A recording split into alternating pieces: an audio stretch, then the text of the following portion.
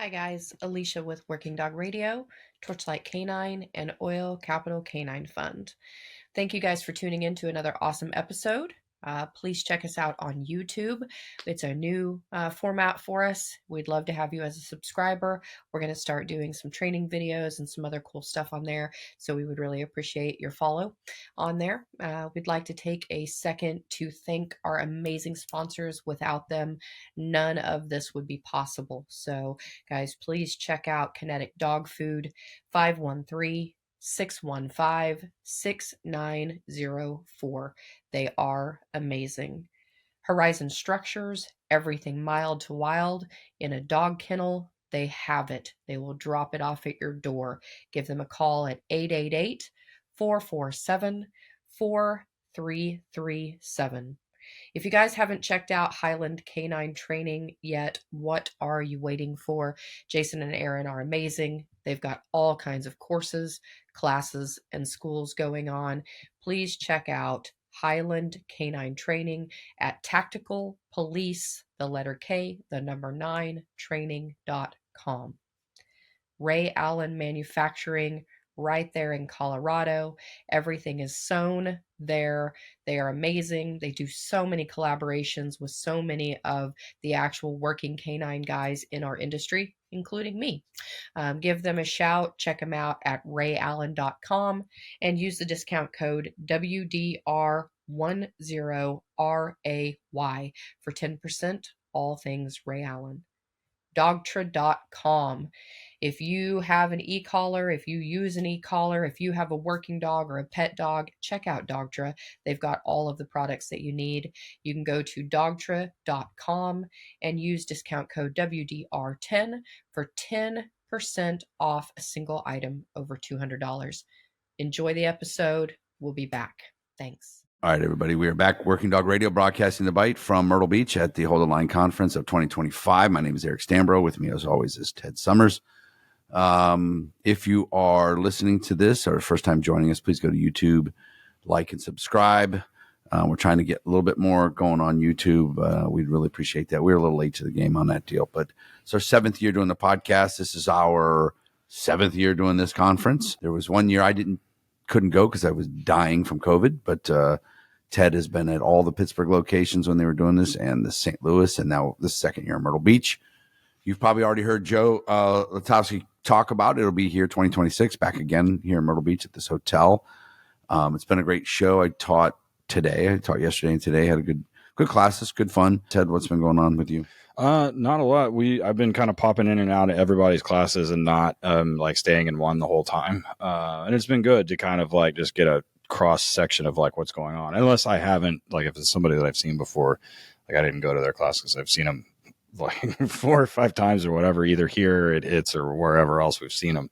So I'm like, I've seen that. I'll go see somebody that I haven't yet, which is good. When we talked to Joe about that, depending on how these episodes, the order that these air in, like we talked about that a little bit. So, which is why I'm not instructing this year. Cause like you said, I've instructed at all these and, it's the same class and there's a lot of the same people here. So they're like, oh, you're not instructing. I was like, well, you've already been through my shit. So it doesn't matter. Like, I mean, you've already seen it. And some people have actually been to an HRD. I'm like, you definitely don't need to. So like, it's the same thing, Eric. You tell your guys, if you come, like, don't go to my class. And they're like, oh, I want to help you. And you're like, I don't need it. Like, just go talk to somebody. Go to this guy. Yeah, go to this guy. Class. Yeah. So in that note, we've got Danny Valerino with us from Florida. Why don't you just go ahead and give us your background and then we'll get into the class that you got going on here. I initially born and raised in Central Florida, became a cop in 2011, worked for Seminole County Sheriff's Office up until 2020. My time there in 2015, I got selected into their canine program up until leaving in 2020.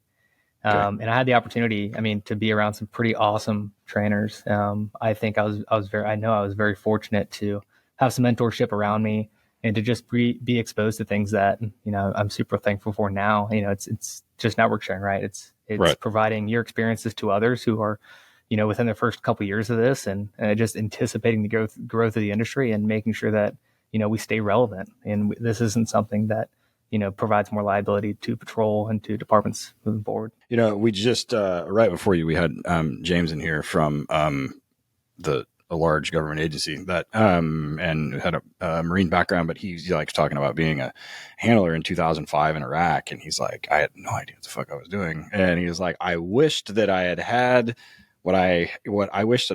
what he's giving to his guys now.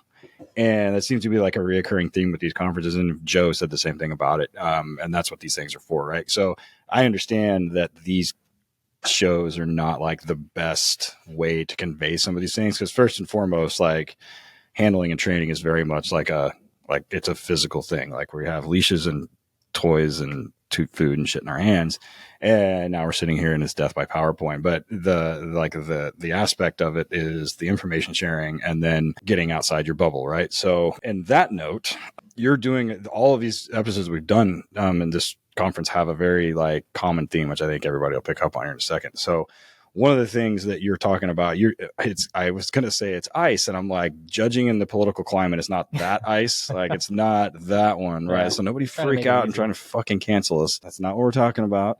So go ahead and just kind of give me like a little bit of a background on the class, and we'll just kind of pick up from there on the curriculum. How the class came to be, luckily this is my third year teaching at Old Line, and every year I'm humbled and just the amount of support and the people that come and attend and to make this successful. 3 years ago, I taught a tracking course, and I was reminded that, although my time as a handler, I had a lot of success tracking, and like I thought that was my thing. Like I thought that like I could bring like a new element to the industry, and like, hey, like I had a lot of success doing it. I learned a lot. I had a lot of mentorship, and maybe there's someone out that could attend this conference that could benefit from this lecture. So I think I had a very successful first year, but I was humbly reminded that there's some serious experts out there. And I was talking to Joe Latowski, and I was like, why would anyone sit on my classes when like there's people that like I invested hours and hours and hours like just listening to YouTube videos and other podcasts, like trying to learn from, that I feel like there may be more tangible things that I could bring to the table based on my unique experiences. And I think something that the past few years that tangibly I can bring is going to a new department that has different priorities with their canine program, different responsibilities from a patrol level to a handler level to, bringing in specialized units such as SWAT or SRT, and the implications that would require each response in doing so. And it all starts at a patrol level. And what I realized is going from one department to the next, although the canine application was used in the same manner, how you got there was very different.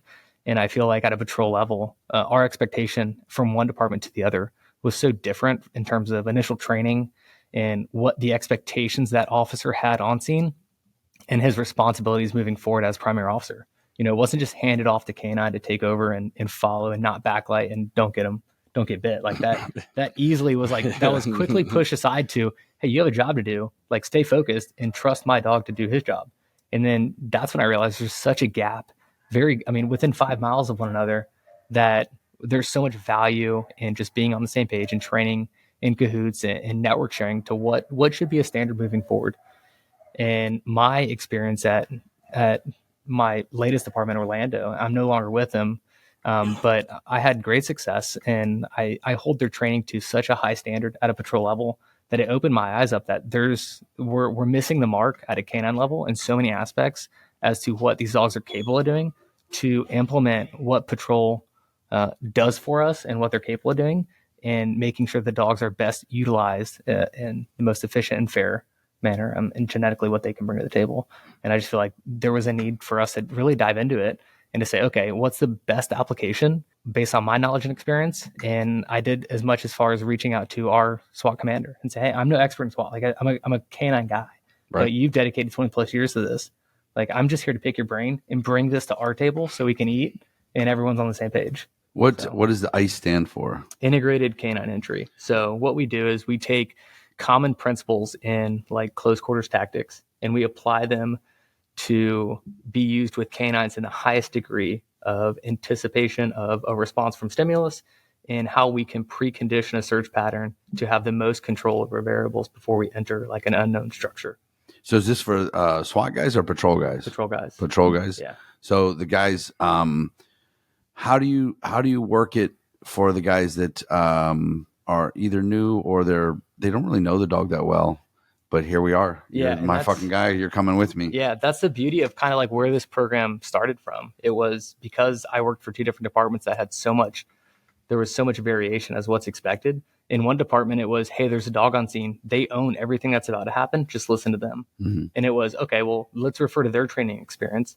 And 9 times out of 10, unfortunately, it wasn't the best tactfully sound way to do business. They're referring on, things that they've always done in their maintenance training that has probably been in place for 20 years. And because it's convenient, you don't get challenged in maintenance training. And at times you get set up in training to say, oh, that's an unfair scenario, right? Mm-hmm. Like we can set them up as instructors to exploit their weaknesses. But in reality, it's our tactics that we should probably be focused on to make sure that doesn't happen. So does it require, I would assume, everyone in the PD to be training the same? Yeah. Your tactics, the way you clear corners or whatever for patrol is the same regardless of who you are. Yeah. And I think what we do a good job with this course is really differentiating between like tactics and principles. Like tactics will change depending on the environment, the initial training the officer may have, the experiences the handler has, the genetic ability of the dog. But principles we should not steer from. And that is inherently something that we should train to and hold to a standard. And I think this course does a good job on like bringing in so much like valuable insight to the industry from all aspects, whether it's the canine side, whether the SWAT side, the operator side, to say, and like a field trainer status, like, hey, I've never been in either operation, but I'm a field trainer of 5 years and maybe field trainer of the year. I get a bunch of recruits. Well, give me your input based on what you're saying and how can we get everyone on the same page? And this is what guys forget, regular patrol guys. You do more room clearing than the SWAT guys do. 99% of the time. A lot. So Ted has talked about this before, and it's kind of this statement throughout canine. The canines don't dictate the tactics. What does that mean to you? Well, I think canine, typically in my experience, the handlers, run the show. And as handlers, it's our responsibility to make sure. Listen, let me tell you something real quick. I would get out these calls, and I was senior to most of the people. You could hear the fucking when I got out because I was like, I'm fucking here. Yeah, I'm taking over. You suck, Sarge. What are you doing here? And nobody fucking called you. Get out. Yeah. But I probably shouldn't have done it. It happens, and I think that's just like it's a personality thing. Like we are conditioned to take ownership. And I think that's why we were selected for positions like this. And I think that's why we succeed in roles like this. Where do you think the guys make the mistakes, though? Where do you think? Because that's the one difference with trainers and handlers is problem solving. Yeah. And rushing it, you think maybe, or what do you think is the mistakes? I think it all boils down to what's comfortable for them. Like, are you comfortable in growing and finding where you can improve and making changes, or are you comfortable in checking your boxes and going home and remaining the star of the show and, all glory to your dog and you? Yeah. Like do you want to put yourself in a position to achieve more at the end of the day? And that's in cahoots with patrol. That's in cahoots with other special operations units that your department may assign you with, and understanding that the goal is not for you and your dog to achieve what you can as an entity. It's to make sure that the big picture remains the same. Your core values are there, and you're going to do what you can as a team, as a unit, to make sure that you prepare for everyone to operate in a manner that's most efficient. And it may not be a dog call, right? Like, and I think that's such a hard part for most handlers, is to remove them from what's best for the overall function. Yeah. What do you instruct like departments to do as far as the dog? What's the dog's role? Is it clearing and you guys moving in, or is it just send him in until he barks or comes back? Yeah, and that a lot of that depends on like who we're working with. What's the department standard? I've worked for 2 departments with two different standards, and I think that's what allows me to have like a unique perspective on this, which could provide more liability than a handler to teach patrol officers very basic stuff so that they can be successful. And it's no different than a track. Like, we teach officers who respond to in-progress crimes to set scenes up to make our, success more conducive. Like, don't contaminate the crime scene. Leave articles in place. Allow us to operate in a manner that's more, it's a more advantageous environment for us to have success. And not so the dog can get a win. It's for us to accomplish our common goal. So for departments that have a higher standard at a baseline, and their field trainers, they have some basic tactics in making 2-man entry, or they have certain active shooter policies that dictate that they can uphold a standard, whether they're working external thresholds and making entry and clearing and prioritizing threats. Like, that's where you need to work off and find where your dog can value that. Because I think if we get away from the patrol objective and we focus on our personal objectives, and I think that's where we lose disconnect with what's our job. Are we there to be an asset to patrol?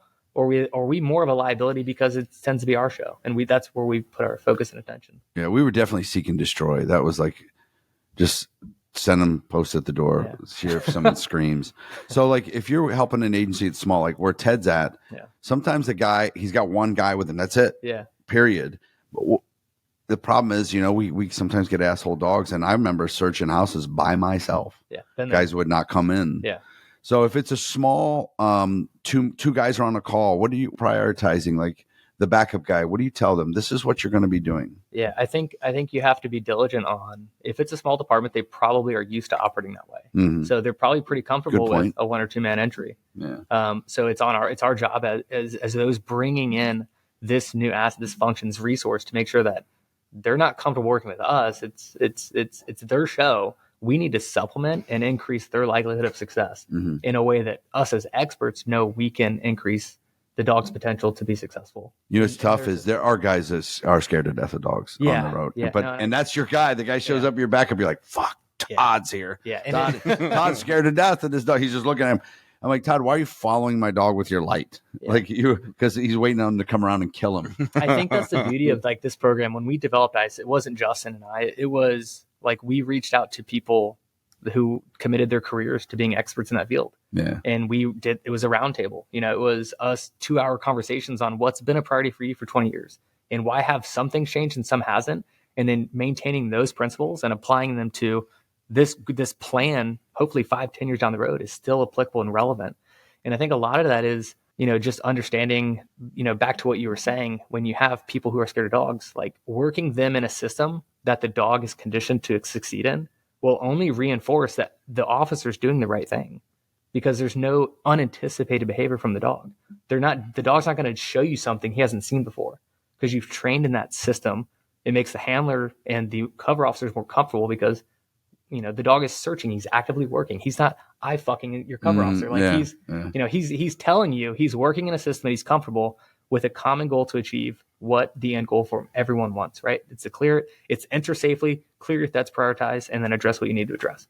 And I think this system specifically, from working with just, you know, special operations guys and our SWAT guys who don't have a dog in 99% of this, the foundation, the movements, the responsibilities don't change. In all of our presentation that we presented, you eliminate the dog and the movements stay the same. Yeah. And I think that just makes it easier. And to your point, like when you have people who are skittish around dogs, like they see a dog working. They don't see a dog, you know, sniffing them and eye fucking them and doing shit that you're like, oh God, please don't, like, don't even move, because you're one moment away from making a bad mistake. And I think it just reinforces like what you're doing is right.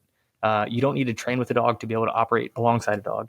And that's, again, it's on us as handlers to condition the dog to work in that environment, to make sure that when we're around officers who don't have that exposure, we can still succeed and operate efficiently.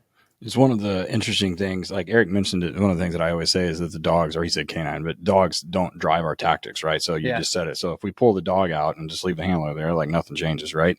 Yep. So, but the problem that we've ended up running into, and I think you're going to say this is exactly why we're having this conversation, is that there is like really a lack of expectations, a lack of overall training in terms of having the dog around or just having people be exposed to it.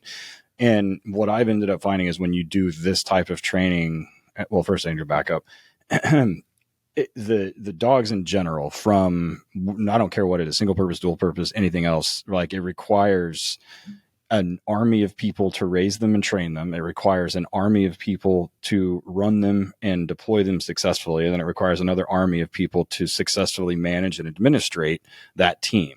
So when these dogs or teams are successful, it's not like, I get it. Like it's a fucking canine handler and his partner. It's the handler and the dog, but it is a group effort. And when you have normal patrol people, right. Or even the SWAT guys that buy into the process and the program, then they'll start advocating for the dog too. Yeah.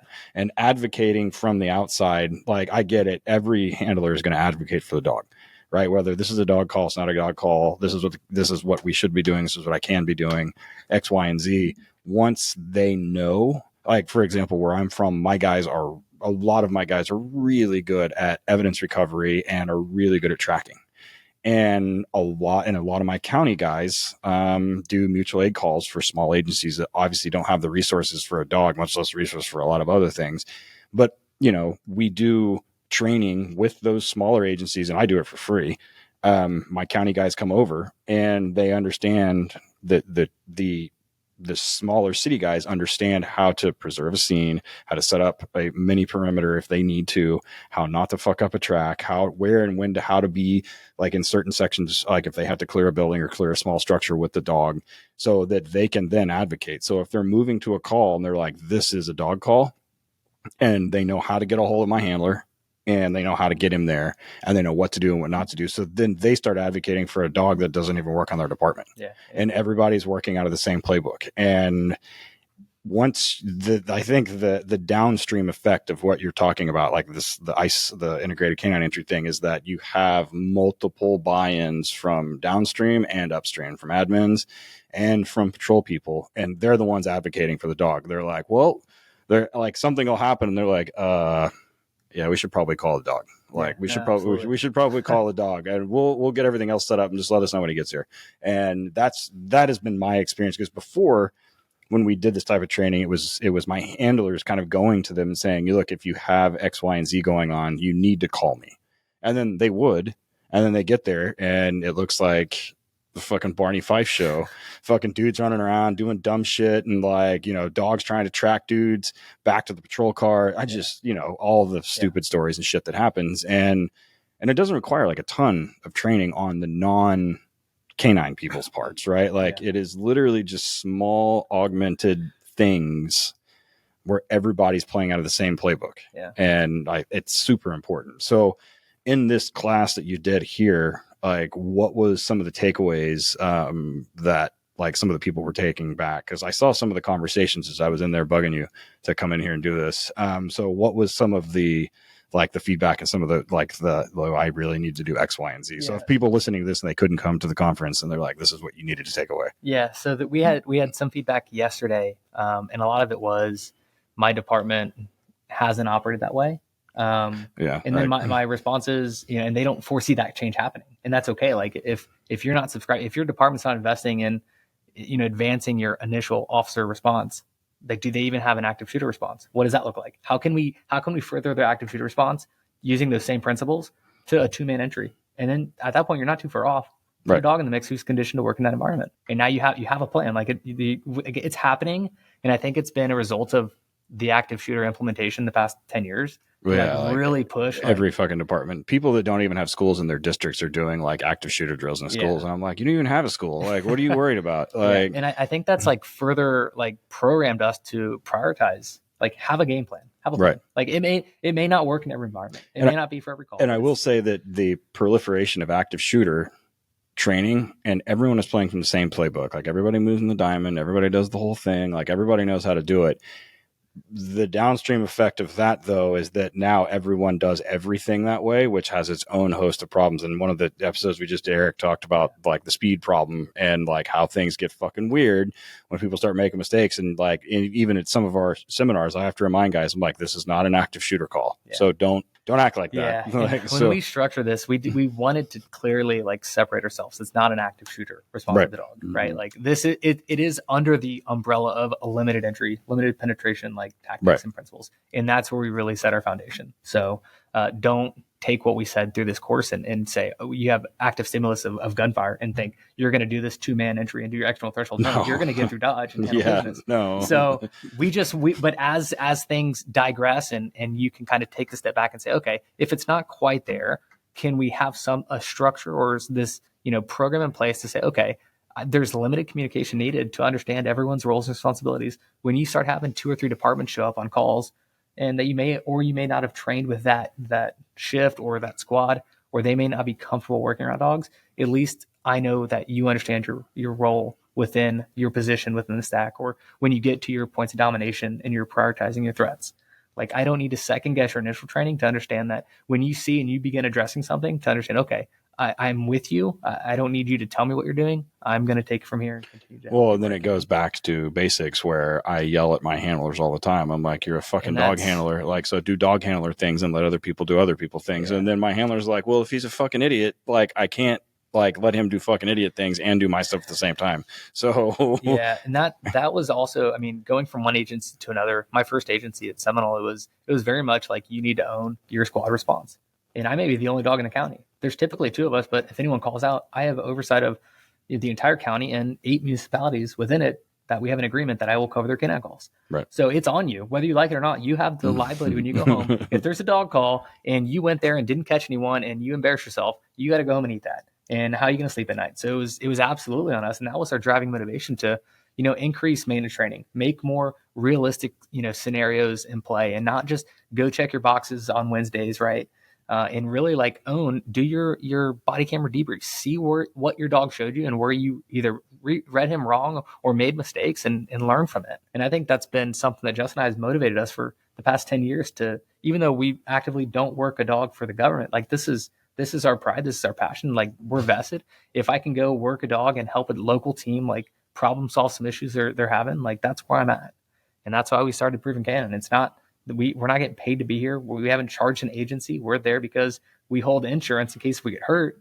But like, we want to be a resource. And I know it's not the best business model, but that's why we're there. And get there. It'll go. Yeah. But I mean, that's the motivation for all of this. And like I said, when I taught the course 3 years ago, it was a tracking course. It had nothing to do with buildings. Yeah, but understanding that there was a need, with this integration of the active shooter response and honestly the lackluster advancement of building searches that the industry, I feel like, has gotten to as a whole, there's a need for something to be done. And I felt like, this is where we can have a significant impact on something that we routinely do, either from a canine or an officer perspective when you arrive on scenes. So I think it's an opportunity, and it's, like I said, very fortunate that Joe entrusted us to put a curriculum together and allow us to be here again this year for the 3rd year. And, we love getting the feedback because that's what we use to make adjustments, challenge our handlers and teams that utilize this program, and see where we can make improvements. What do you find majority-wise the teams want to do? They want to use the dog as a location tool, or do they want to sweep and clear and move up? I've always felt like, I think inherently the industry, when they go into a building, it's immediately like the search and destroy method. Like, Yeah. the dog's going to go in there. He's going to, like, 100 miles an hour. He can't wait to tag what he can. And like, it's on us to make sure that, he's supposed to be in there, whether it's a sports issue or not, Right. but then adhering to policy and procedures. And then also to make sure that the dog's conditioned to search the way that we anticipate him searching, so that if there is some communication coming back to us, then we can take advantage of what he's telling us, whether it's a change of pace, whether it's alert to stimulus, whether it's him bracketing odor, trying to decipher something that we can't control, because that's the reality of deployments, is there's things in play that we can't train around. And did we do everything prior to that to expose the dog to give us the most communication for us to act on it, and maybe, change our tactics or approach based on what he's telling us? Yeah, sometimes you're going to go to departments where, listen, you just got to adapt the training to the way we do it. Yeah. A lot of search and destroy, they've been decades with that type of style. So you try to show them, okay, we'll work within your program. This is your rules. This is what you're going to do. These are within that program, the better way to do it.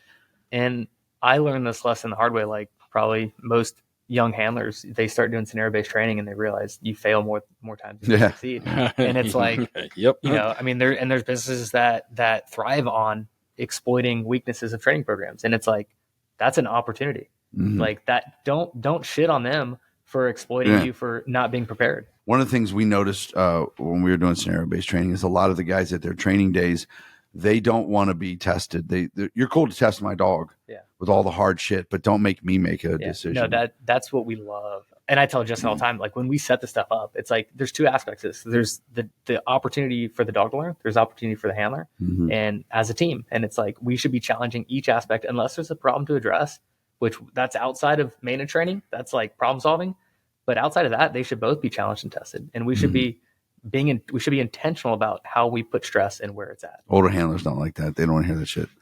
It's still I've been yelled at a few times. Yeah, still what we find is the hammer nail thing. If you have a hammer, everything's a nail. So these guys are just, I got a dog, let's send this bitch in there. Yeah. Dude, it's a baby. Like, wow, just weird shit happens. I probably did it too.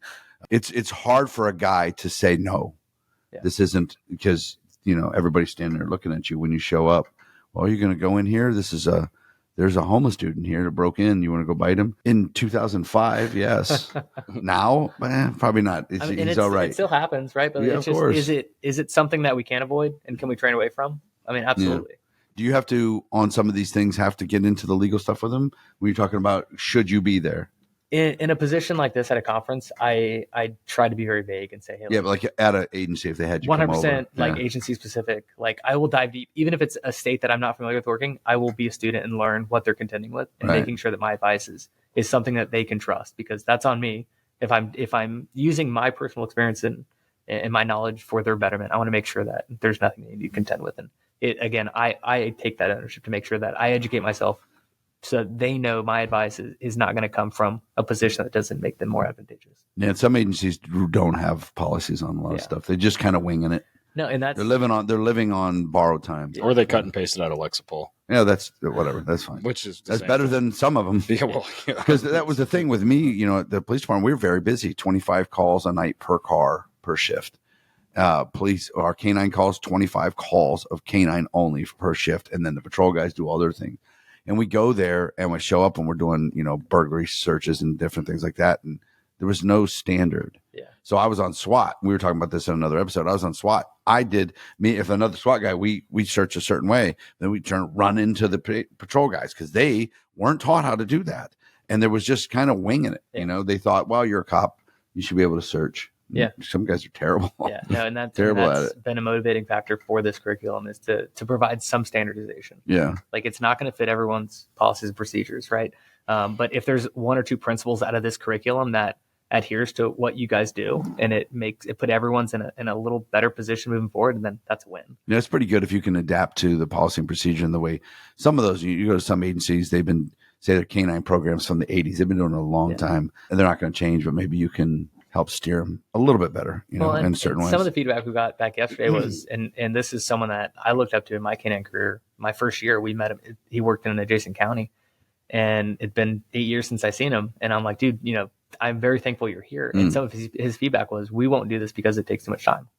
Wow. And I said, okay, well, and I completely respect that. Yeah. But from like, let's look at it from the other end. It's like, is time on your side? And can you take advantage of that? And if it's not, like, I get that. But if it is, let's have a plan. Like, let's be intentional and strategic on how we address this. And I think that should never be like a crutch for a deployment is, it takes too much time to do it the right way. So let's talk about this company. Yeah.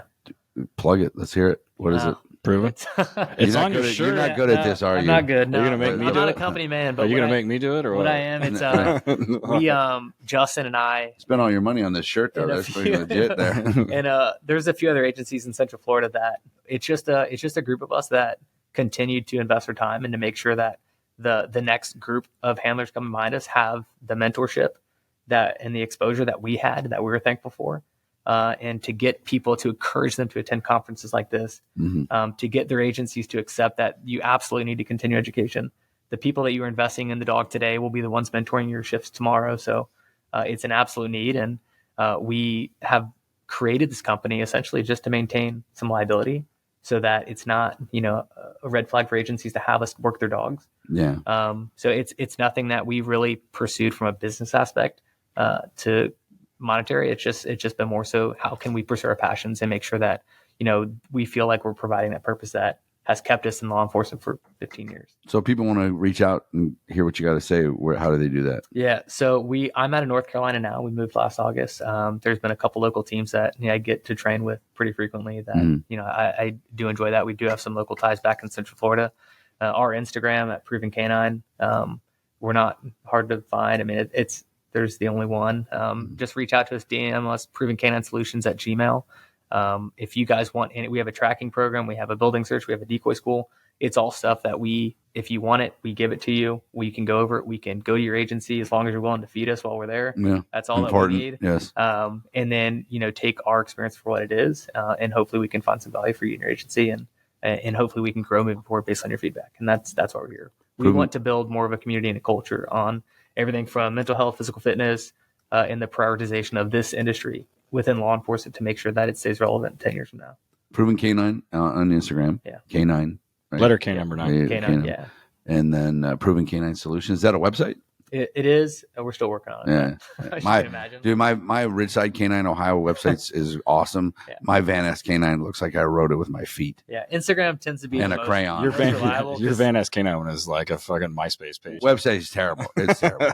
Me and my wife built it like when we were drinking one night. I don't put shit on it. I used to, but I don't anymore. And honestly, like these conferences and the community around them has been such value to myself, and the reason I got into this and have stayed in it and will continue to pursue the advancement of it. So thank you guys for having us and what you do. And no problem, man. Well, it's good to see you guys again. Another year down. Yeah, you're done training, right? For today. Yeah. So Ted, anything? No. Everybody knows where to find me. Yeah. If you want memes, I put up a pig that had tattoos on him today. I don't know if you saw that. No, I didn't see that. He's fucking shaking his head. I can identify with that pig with tattoos. So. Anyways, thanks, man. Thanks for coming on. It was good to see you. Thank you again for everything. Thanks, guys. Hey guys, it's me again, back with some more awesome sponsors. I want to talk a little bit about Ray Allen Canine Manufacturing. Who else in our industry allows us to come to them with ideas as handlers, as dog professionals, and say, you know what, I think I would like to make this, or wouldn't this be a good idea? And they will actually sit down with you and talk to you about your designs. I've got a collab with them on a muzzle, on a leash and a collar. They're amazing to work with. Their products are top notch. They're made in America, in Colorado, and we love Matt. So give them a holler. Check them out on socials at Ray Allen, the letter K, the number 9, or visit them online at rayallen.com and use our discount code WDR10 RAY for 10% off. Guys, have you visited Dogtra lately? If you go to Dogtra, they have their new online portal, and it's really cool, very user-friendly. You don't have to call them and order them anymore. You can go to mydogtra.com, and they have everything there. You can set up an online profile. They keep your orders. They know what you've used. We use everything, their ball droppers and poppers. We use their e-collars, their 1900S hands-free for our officers, their Q and their 280 for our pet clients. We use all of their products all the time. Eric travels around and does seminars specific to Dogtra, so you can have him come in and teach a class on how to use it. Check them out, dogtra.com, and follow them on their socials. We love kinetic dog food. Ted has been using the large format. It makes excellent tracking treats. He uses it for teaching article indication. It's these huge nuggets of food that you can lay down, grab, put in your trainer's pouch. The quality is excellent. We love Debbie and Dave. We have a great relationship with them. They want to know you. They will talk to you about nutrition, about what your dog's needs are. They'll help get you set up. Their food is available everywhere. We've gotten it off of Chewy. You can buy it at stores. Please check them out. kineticdogfood.com. Your dog needs these nutrients, and they are really specific to our industry's needs. They have a full line of supplements now. Please check them out. We'll have some soon that we can give away. Go check them out. Follow them on their socials at Kinetic Dog Food. They'll really appreciate that. All right, everybody, we're back. Working Dog Radio, broadcasting the bite from Myrtle Beach at the Hold the Line Conference. I am Eric Stamber. With me, as always, is Ted Summers. If you are listening to this podcast, please go over to YouTube. If you go to YouTube, please like and subscribe. I'm trying to build YouTube up a little bit more. I know you get sick of looking at my face, but it would be helpful if you did. This is year 7 of the podcast, and we were a little late on YouTube. We only been on there the last couple of years, but we really like it. So great conference, man. Things are rocking and rolling. Ted, what's going on, buddy? Not a lot. I think there's been a lot of new classes came out, and which is kind of nice. If depending on when we air this, you'll hear Joe, who runs the conference, kind of talk about how they're going to keep it in the same spot instead of kind of move it around the country and just cycle instructors in and out, which is kind of nice. Because I didn't instruct this year. I instructed at every single one of these things in all 3 cities since they started it. And Joe and I was like, I'll take a break this year. How about that? And let somebody else come in. So speaking of that, we have an instructor that had 2 classes this year. James Sabol, how are you? I'm good. I'm doing really good. It's been a good conference so far. Yeah. So give us a little bit of your background, and we'll get into the classes you taught, which I sat through portions of them yesterday and today, which so I really like some of the stuff I saw, but we'll talk more in depth about some of that stuff in a second. Yeah, most definitely. So I've been running dogs for about 21 years. I'm a canine training specialist for Department of Homeland Security. specialized mostly in SWAT integration with canines. And then prior to that, I was the Marine Corps Special Operations Command master trainer for the multi-purpose canine program. I was an active duty Marine for about 12 years, did some contracting overseas, and pretty much all I know is just doing everything with dogs day in and day out. Hood rat shit with dogs. 100%. Mm-hmm.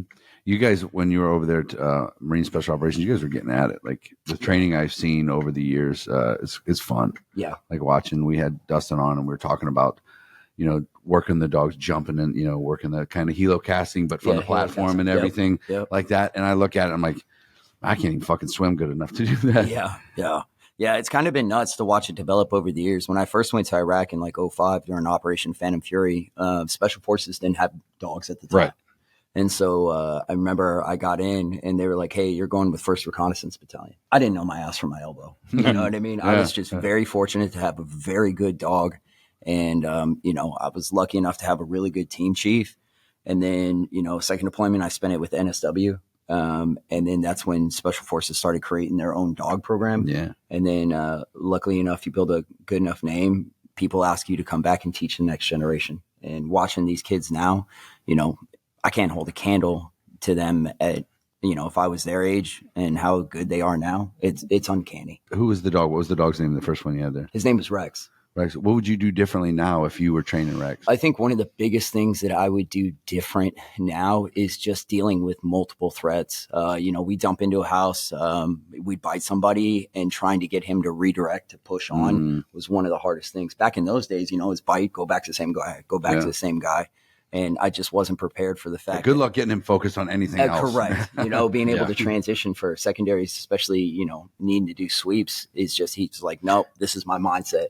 And if I didn't do it right, me and him were fighting in the middle of it. We have had Trent from 175 on that handled Benno. And he had said multiple times some of the hardest work he did was biting somebody. And then they're like, you got 3 minutes to run this dog for a sweep. And Trent's like, I had no fucking clue how to get this dog back under control. 100%. And he's like, dude, that was some of the hardest work I ever did with the dogs at battalion. And now, the program now, I saw the other day, I don't think Chris is doing it anymore, but they're, running dogs on in the building, and the dog will divert off of people to go back to odor, to go to explosive odor, or go back and forth, whatever else. So they've, like you said, they've come a long way.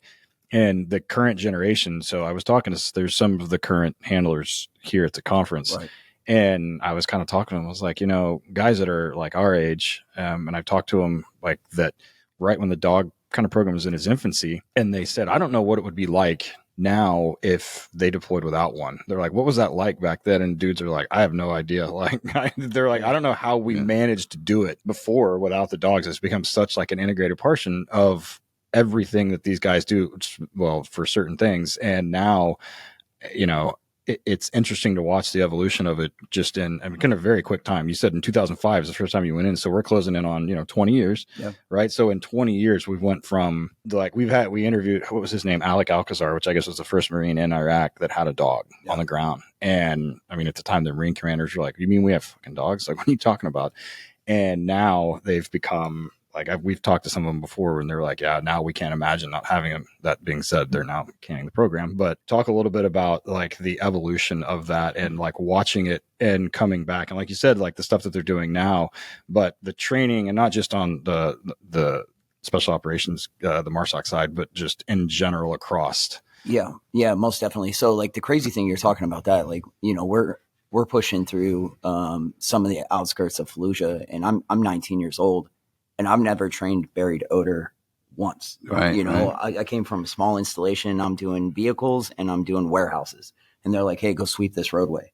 And it was just through that. You're like with a broom? Yeah. I'm like, I don't know what you want. But luckily I had a really good dog. I work in a place now where there's 6 of us that we've known each other since we were 18. Wow. And we're very fortunate, but all of us are combat veterans that now have transformed what we learned overseas to the law enforcement side of the house.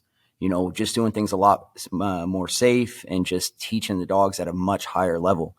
And I think the crazy thing is I wish we would have been more proactive. Everything that we do now in training is really developed from the hard lessons that we had to learn. And, but seeing even the law enforcement side, just the officer neutrality that's kind of come into place, the level of detection capabilities that these guys have, taking these hard lessons and watching it develop over the years. And now watching, some of my guys now, I'm like, man, these guys are good. They're really good. Fucking internet and video games. Yeah, 100%. So we've talked about this before, and a lot of guys, they're in the military and they're doing handling and maybe even KMs, and they're doing really good, and they get out and they want to do dog stuff, especially for police dogs, and they just fail. They don't do a good job. What would be your advice? What are they missing? What are they doing incorrect, do you think? Because we talk to people and they're like, yeah, I think I want to get out and do dogs. I'm like, your success rate is going to be pretty low. Correct. But it shouldn't be. I don't understand where the disconnect is. What could they do a little bit differently to succeed, do you think? So I think the biggest thing is we got to get outside of our bubbles. Like there's a million ways to get the job done. And the problem I see that guys run into is they get stuck in this methodology, and they think that's like the only way. And the other aspect is somewhere along the way, everyone wants to be this instant great trainer, but we've lost that mentorship program that we used to have way back in the day. I've been very fortunate to have guys like Brian Burdett that I've got to study under for years and just watch and like take as much knowledge as I possibly can, and then just go, oh, that's how he does that. Mm-hmm. That's the whole way I ended up here. Was he always used to teach, and I'm forever thankful for. He was like, here's my knowledge. Okay, now it's your turn. Mm-hmm. And I think that's kind of led to a lot of trainers that I know. That's led to the success is getting outside your bubble, learning from as many different people as possible, and then mentor under somebody. Take the time, do the hard work until that you are proficient enough where your dogs speak for you. Like you don't need to speak anymore. Like your dog's performances and your capabilities of what you've shown with your dogs, that's where the craft is. Yeah. And I think agencies too. So like in my old agency, when I was there, we had 2 dual purpose explosive dogs. Now they have 2 dual and a single purpose explosive dog and some other stuff. Why are these other agencies sleeping on explosive dogs? What are we looking at, you think, in the future here in this country of explosive dogs that work stateside? I mean, it's interesting because one of the things, and I mean, everyone has this, over there, the game was always evolving. It was always changing. And so we're constantly in adaptation versus here. It seems like everything is kind of more reactive instead of proactive. Yeah. And that's the part that scares me the most is no one takes it serious or they don't believe in certain capabilities until that moment arises. And luckily, thankfully enough, we don't see the craziness home front. It could, though. But it could. Yeah. Well, that thing that just happened in New Orleans when they had the unidentified explosive odor that they couldn't figure out, and it turned out to be like arsalts or something or whatever they're calling it now. Yeah. And the ATF was fucking freaking out, and canine handlers are freaking out. They're like, the dogs can't find it, and this, that, and the other. And there was reports of dogs blowing it, like that had been sniffed or had been searched by an ATF dog and like a local dog, and nobody didn't show a change of behavior, no interest and whatever else. And then that was not confirmed. And there was this back and forth and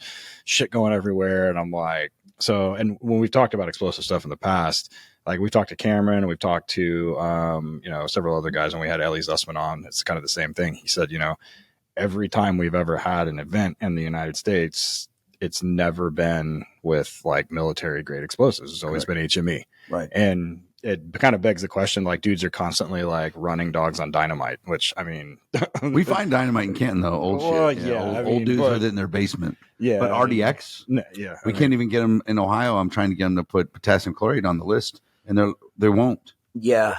So us obviously being on the federal side, our access to explosives is extremely high. And that's our way of giving back for local agencies where we're like, hey, come run this. For our guys that were operating overseas, when we would train our kit, no problem. But when they got into a new AO, it's, hey, what are they using there? Get on it as quick as possible, because everything here is like, hey, this is our kit. And again, it goes back to interagencies working. Hey, can we hit your stuff? Hey, can we bring our dogs to your side? And can we just make sure we're hitting as much and as many different things as possible? The help is out there. Guys just have to do the legwork of being like, hey, can we work with you guys? Yeah, I do think explosive dog guys are a little bit better about that 100% than some of the drug dog guys. Because, I mean, with the exception of making meth, everything is relatively the same. But explosives, this guy makes his peroxide-based shit a little bit different than this guy, and it can be a little bit different. And like you said, in this country, it's different than that country. Correct. And locally, it's different from other parts of the country. So that's good stuff. So yeah, we sent that dog to Ukraine, and that was a fun project, training a dog on Russian explosives. Oh, yeah. So that was interesting. But he was successful. So while you've been here, you've taught 2 classes. The first one is on building searches, like start to finish. Correct. I kind of like popped in and out of there to kind of like get a feel of what's going on. So kind of like run down how that class kind of goes out, and we'll kind of move through that curriculum. Yeah, 100%. So for the building search piece, it's always tricky when you go to conferences like this, because you have handlers that have been handlers for 3 months. And then I have a guy that's been doing it longer than me. Mm-hmm. So trying to hit every single, experience level is very difficult. So we try to get it where I start at the very basic pieces, and then the very end pieces are extremely advanced. So at least if you're showing up, you're getting one thing as much as possible, right? But the idea behind it is some things that we found out where when we're going for the aggressive alert piece, you see dogs that they find the bad guy, no problem. And then they're just going into their bark scratch pieces. One of the things that I think's been lost is that continuous sniff action on the door. And we found that out the hard way when we had a 3-door set when we were pushing down a hallway. I had 3 doors right next to each other, and the dog's just barking, and we couldn't pinpoint which one it was. Yep. So we really got hard into, okay, are we hitting the right door, or are we going to hit the wrong door and take a bullet in the back? And so we started teaching, like, okay, cycle it through, because dog training is dog training. Like odor work versus bite work pieces, it's just what behavior do you want out of the dog? So for us, it's like a sniff, bark, breakthrough, and kind of how we develop that Rolodex, how we pay those different pieces for it. And then not just the dog aspect, but showing the kids, hey, these are the actions of the decoy. I remember being a young kid is like, hey, get behind that door and pop when you get the right behavior. I have no idea what the hell I'm doing. What is the right behavior? Yeah, what's the right behavior? Versus now, like, I'll get in the suit with my guys and I'm like, hey, come in here. This is how I do it. Right. Okay. Now it's your turn to try to do it. Mm-hmm. And then just making sure that's all solidified. We talk about officer neutrality. We talk about one of the biggest things, which is practicing the give up. Too many guys come out of that initial breach and they're like, I'm done as soon as they see the dog. And a lot of guys don't do it. And then the other aspect is trying to work on how quiet are we? How loud are we? Does the dog understand all aspects of the game? And then trying to get rid of some of the rituals and keeping the officers as safe as possible while implementing the best of that dog's capabilities. Do you like to teach pattern first, or find an alert first and then develop a pattern? So we actually teach the dog's tactics to be the same as ours. As soon as you dump through that initial breach, check left, check right. Get me a foothold, because that first step is my most dangerous hold. Clear the initial room. Make sure all the dead space is good. Now you can start hunting doors, right? Versus what I've always grown up with is dog flies in a million miles an hour. All the way as deep into the room as possible. And I'm like, shit, man, I gotta make the first check in here. Yeah. And I don't feel comfortable. Or you got to yell to get the dog to come back. Or you got to get him to come back. Yeah. And just showing him, like, hey, don't give up real estate. Like, if he dumps in, that area's clear, down him, then work in, and then keep pushing on. Yeah, I tell people, so a lot of guys with their SWAT teams want to do integrate the dog, but they train twice a month and almost never train with the dog. Right. And I'm like, listen, at a minimum, you just need to breach, take the front room, take ground. Right. On this side of the country, we have basements. Right. Take that basement, clear that basement. Right. We're sending, dude, when I was on SWAT, we used to just run down full speed down the basement, hope the guy didn't shoot us in the back of the legs. I'm like, why isn't a dog? Yeah. We had like 4 dogs on the team and weren't using him. I'm like, can we just let him go search that basement? Yeah. And so then there's things. So if you were working building searches with a part-time team, guys are patrol officers, detectives, whatever, and they are insisting on the dog being there, what's your kind of focus for those guys to give them the best success? They can't be in the stack. There's no way they can clear rooms with those dogs if they're training once a month. Right. No, most definitely not. It's make foolproof noses, right? Like everything in the building search is always about, in the initial pieces is always the dog runs in, it's all chaos and it's mayhem. Make foolproof noses so that the handler can identify the threat before the team even has to process the threat. I think just showing that success with a team one, builds extreme confidence in the team. And I think the other thing that's always been big is being able to control the vocalization of the dog. Yeah. Any SWAT team, if your dog's screaming, they're like, dude, like, we can't use What it. are you doing? Yeah. Like so teaching them, hey, there's a time to turn it on. This is not that time. When I need it, it's there. But just working on that silence piece. That's one of the biggest things for us. Because everything's gone very deliberate for our agency instead of the dynamic route is let's not let them know we're there until we're there. Yeah. Something that Ted talked about with Brad Smith's daughter is, can every patrol dog be a SWAT dog? Absolutely not. Yeah. Yeah. Team guys love getting bit. It's one of their favorite things in the world. Yeah. Getting tagged in the ass or in the flank back here. Oh, my God. But a lot of agencies, they have no choice. Correct. They have no choice. So if they're insisting on it, are you using just a location tool? Is that what you would prefer? Get the dog out, or let him hunt until results? Yeah. I mean, it depends on the speed of the team. But me personally, if, you're stuck with this dog, this is how it's going to be. Like for a lot of places, like we have a retired PG, Prince George's County cop with us.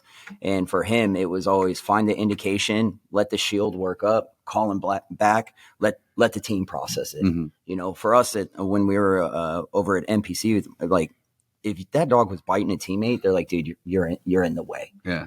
So a lot of times with that is like, hey, you got your nice indication, call him back, call him out, or let the team process it. The biggest thing for us is like, there's a time to be an operator. There's a time to be a dog guy. And if the dog is slowing down the team, then know when to be an operator. Mm-hmm. And then as long as you have the time and the dog can be a solid asset, cool. Be an asset, not a liability. Yeah. Well, I used to tell guys all the time is, listen, not every dog's a dog call. Of course, some things are gun calls. But when we're in the middle of the dog call that turns into a gun call, please don't die with your leash in your hand. 100%. You got to get to work. Sorry, brother. I got to get to work. Yeah. And guys struggle with that. And you gotta do police stuff. Like you got it first, right? Yeah. And guys struggle with that. So what was the second class you taught? The second class, and just a caveat off that, I say this at every class. As law enforcement guys, I know we love our dogs. I'll bury 1 million dogs before I have to bury another officer any day of the week.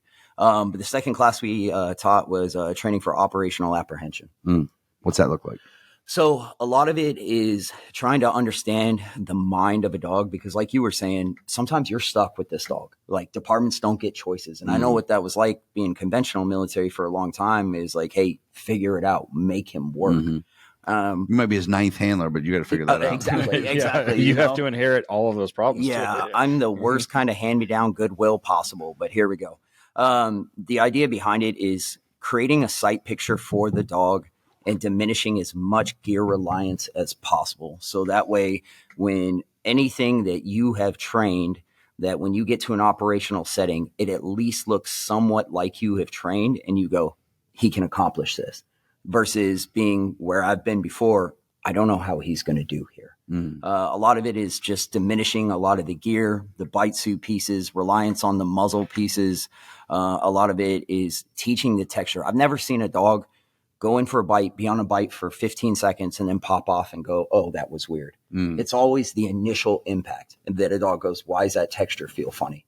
So showing like, hey, deal with the texture piece. Just commit to the man, pursuance of man at all. So whose decision should it be, or whose responsibility is to say this is not the dog? They're not about that life. They're not going to do it. It's hard for handlers to admit it. Sometimes it's hard for trainers if it's their ego in the way. Yeah, I think ultimately it comes down to your training performance. Back in the day, we used to just check the boxes and training records look good. I think if you're honest about it and you can justify it through, through your training records, through whoever your leadership is, and even if you need to get like a third party, someone that has the qualifications to come in and be like, hey, will you look at this for me and make sure I'm on the right page? Because there's plenty of us out there that if you're questioning whether or not your dog is able to do the job, or you're like, man, I just don't know, reach out. A lot of people with experience will come in and go, hey, based off of this, I think you can make this work, or man, this ain't for you. Ted and I, when we were traveling around teaching scenario-based training stuff, he still does it. We would, I don't know, maybe every other or every third location, we'd have to set a guy down and go, listen, I'm not trying to be an asshole. I'm not trying to sell you a dog, but you're going to get hurt. Correct. This dog's just not about it. And they're kind of stuck with it. I had the same problem. I tell a story of my first dog, Gina, and the agency I worked at, very busy. In the first 3 years I had her, I only worked for 3 years, 70 failures, 70 failures to engage. Yeah. And they wouldn't replace her because of money. Yeah. And so I had to live with that the whole time. And I made excuse after excuse after excuse for that. So you get a chance to help local agencies? Yes. And have you had to have that conversation? Yeah. So unfortunately, we've had, and we've had it on both sides where the dog is not enough. And then we've had it on the other side where that dog is too much. Mm-hmm. So we had a dog that didn't make our program. I just didn't have enough handlers to go around. No big deal. The agency wanted the dog. Great kid, too much dog. Way too much dog. And they still tried it anyway. And he was like, yeah, it's too much dog. And I was like, correct. Well, that's hard for a guy to admit. Correct. 100%. And props to him. And it was one of those things of, why don't you, because ultimately what it comes down to for these dogs is selection. I said, hey, how about I help you with the selection?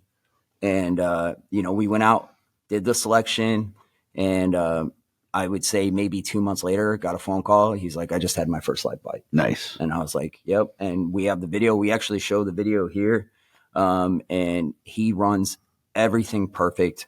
He runs all the training pieces that we repped over and over. And I got no critiques other than the fact that you can tell his adrenaline dump is getting the best of him. You know what I mean? Went through puberty with his voice and everything. Yeah. But we like right now we're running a class. I started with a certain number and I'm not going to make that number just because the dogs didn't have it. Ultimately, like I can't put a dog out there that I would not work myself. Right. Yeah. So we talked about the texture of the bite before. What have you seen things that you've had to overcome on like a first deployment that wasn't that awesome? Is it a training issue or is it just a picture? I think it's a picture thing more than anything else, right? I think too many guys become dependent on the gear. I think the other thing is, what does it look like? You're like, man, he's a monster on the suit. And then as soon as you throw clothes over it, you start changing clothes, the dog's like, I don't understand. Like, where's my suit? Or it's the fact that they don't do any muzzle aggression. Yeah. And for some reason, like guys are just like, nah, he doesn't like the muzzle. Well, it's like, make it like the muzzle. When's the last time you thought about your watch? You don't. You put it on all the time. Same thing with your muzzle. And that even comes down to the simple pieces of, hey, this is my tug, right? We're playing in muzzle and tug. Like muzzle is everything. So that way I don't have to become gear dependent. Because if a dog is willing to fight you in muzzle, your chances of not having, not needing anything and him going are pretty high. Yeah. Yeah. When I was out with NSW, we would do detection every once in a while out on San Clemente Island with in the Mexican village they have there with muzzles on. Yeah. It was a little hot, so you could only do it a little bit, but they would still throw a ball in there, and that dog was just pushing that thing around like a jolly ball, and like that dog will kill you right now if you go 100%. try to take that thing. How'd you like teaching? I mean, I know you've done it a bunch, but it's a little bit different here this year. Yeah, I think this is like my 4th year doing it. I absolutely hate it. I would rather. That's not being facetious. You're real. Yeah, I absolutely hate it. The bio page drives me nuts. Like, one, I can't give enough credit to the people that have helped bring me to the stage here, and 2, I've had a lot of guys that made me look good. The other aspect of it is like, put me in a field and let me work with my guys. Yeah, right. I can do that all day, but getting up in front of everybody and going, hey, but a lot of times we add a lot of videos. So what I'm saying, you get to see an example of it following the video. That's a little bit easier because then I'm just looking at the board and I'm breaking down dog pieces. The only reason I do it is just because when I was first coming up, I wished I had more help and I didn't. And if I can give anything to these guys, like I want to help them. That's one thing that I've like. These conferences are not really. I mean, they're great for the informational side and like the networking side, and like there's certain disciplines definitely that don't like translate well. Like decoy is one. Like decoying is one of those skills. Like you have to do it. Like right. But at the very least, and it's kind of the same thing that we're talking about here, right? So a lot of the first deployment failures and a lot of the like the funky things that dogs happen, that get into in first deployments, at least they have access to the information and then access to the people like you or the instructors. And like, because I know at the end, you're like, here's my email address. If you guys need help, shoot me an email, shoot me a text or whatever. And, you know, then they line up and wait for you. Yeah. Then they line up and wait for you. Yeah. Then they line up and wait for you. And like, when I instruct, I get people that email me all the time, which I'm the same thing, right? Like I understand what you mean. You say I absolutely hate it because you feel like you're almost doing a disservice because you're like, I feel like I'm not doing enough because and you're like, but I'm at least doing something with where I'm at, like where we're at, what we're doing, which is what this is really about anyway. Yeah. Right. And I don't think anybody shows up to these things expecting to come away with like, life changing. Like, I mean, my whole career is changing. Oh, I got it now. Yeah. They're like, I'm going to go back and no, I'm not going to make any fucking mistakes. Yeah. So I'm going to go drink tonight and forget everything you said. Exactly. Correct. That's pretty funny. So you're just going to keep doing your thing? I'm sure you're one of those guys kind of like me that has evolved your training over the years and things. You guys, you think you're right now system wise where you're going to be for a while? Honestly, no. Like, no. I think you have to stay a student of the game. Mm-hmm. The other aspect of like what we were talking about, I probably don't have this much longer. Getting ready to have my third knee surgery. No, geez. You know, like, fuck. Yeah. You know, 20 years of just getting beat up all the time. I love teaching, but I also want to make way for the younger kids. Like there's a couple guys underneath me that have been kind of mentoring underneath me for about 10 years now. Mm-hmm. And they're getting really good. They're getting damn good. And I'll still be there for bits and pieces of knowledge of small pieces, but you got to make way for the newer generation. Yeah. You know, help out where I can, but there's other places that need help. More along the lines of where else can I make a difference? Just being in this for so long, I've seen the mental toll that this takes on, you know, officers, on military guys. So I think the lifelong dream is eventually to go work the VA side and work on therapy aspects. I was gonna ask you how your head is coming out of everything, because like me, I have a brain injury from a motorcycle crash. I got all kinds of fucking problems that then the job and everything comes in. But I think self-care is a thing that we just don't do. We're just driving through. Yeah, I've been sober for a while now because, you know, and I'm openly always talk about it. Like I almost lost myself to a bottle just due to the fact that like when you do some of the things that guys like us do, you don't have time to think about it. And you just keep doing the next job. But eventually those things come due. Mm-hmm. And, you know, if we can help the next generation not go down the same road and be like, hey, man, I've been in your shoes. Mm-hmm. I know what it feels like. Like I'm here if you want to talk. I think that's huge. Yeah, my first shooting in '99, they gave me 3 days off because we were shorthanded. I had to come back. The next thing that happened to me, I got into a fight with this naked dude, and he died during the fight. I worked the next day. Yeah. And then my next shooting, I think I had a week. They gave me about a week off. That one, I was a lot better with that one because I had been through it so many times. But now I think it's fine. Not everybody, but a lot of places are starting to come around. You listen. Go take a month or a few weeks. It's not punitive. I'm just telling you, we're going to wait till the grand jury and that type of thing. They put me off on that. After they made me work the next 2 days, and then they put me off for like an entire summer. Yeah. So I got pretty good on a wakeboard. I was not too bad, but I got about 4 concussions. Yeah. Solid tan though. From the solid wakeboard. Tan. Yeah. Well, it's great having you on, man. I appreciate it. No, we won't plug anything because of where you're at. So I can't really plug much. Yeah. It was awesome talking to you, buddy. I appreciate it. Keep what you're doing, man. You're doing great stuff. Thank you. Thanks.